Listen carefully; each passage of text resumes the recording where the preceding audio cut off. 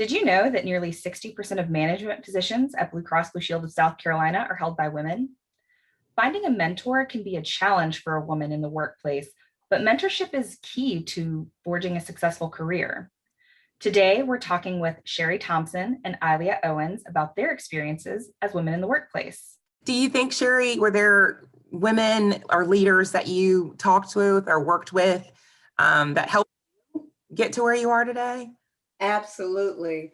I mean, it will be key to actually build what I would call a network of peers that stretch you, not just your natural work group peer, but Right. beyond that, because then it invites in so many different opportunities where you can make changes in your own career path or even see some opportunity to expand, in the way you think. And that'll be Yeah. critical. I think, one of the last things that I think about is, we're having this mentor-mentee kind of Q&A.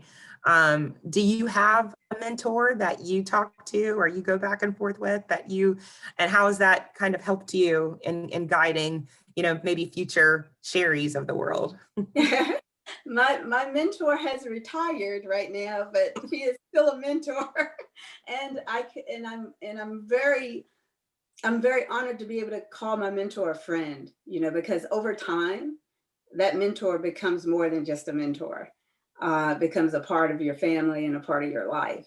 I would honestly have to say that my mentor was honest, candid, transparent, gave tough love.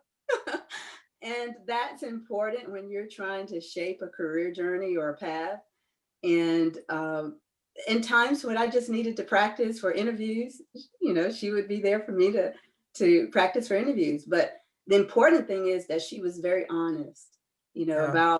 about the opportunities and that I could develop myself and the opportunities for me to expand my network and how to do that, giving me tips on how to do that. One thing I would say is that networking is key. Relationship building is key. Yeah. But also, you can work hard, but if you have no network, then really you don't have the the observation, or nobody sees what you're doing to actually recognize that you're making a huge contribution.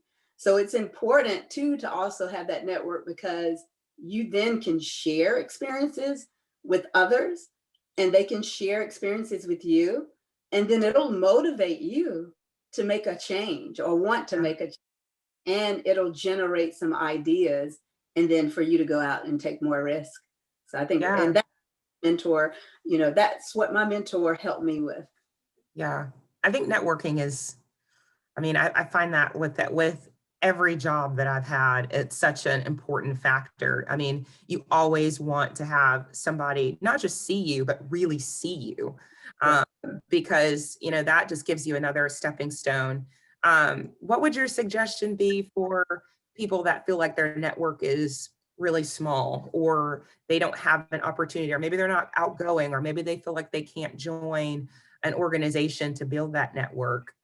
What would you think would be the first stepping stone for people like Well, that? the first thing is to ask why. Why do you feel that your network is small? And then if it truly is small, because you might be comparing yourself to some other person or individual, and that's okay, but let's not use that as your measure always. So decide where you want to go, where your journey is, and then determine what type of network will support that journey, and then Okay. begin to explore, find activities that will expose you to conferences, expose you to those lunch and learns. And then now you're putting yourself in a position, yeah, it might not be so comfortable at first, but you will put yourself in a position where you're going to make those connections, and then that will expand. You two have shared so many great insights and words of wisdom, and it's been really powerful. It's been a really powerful conversation. And I just want to thank both of you for joining us today to talk about your experiences as women in the workplace at Blue Cross Blue Shield of South Carolina. Thank Thank you. you. Thank you.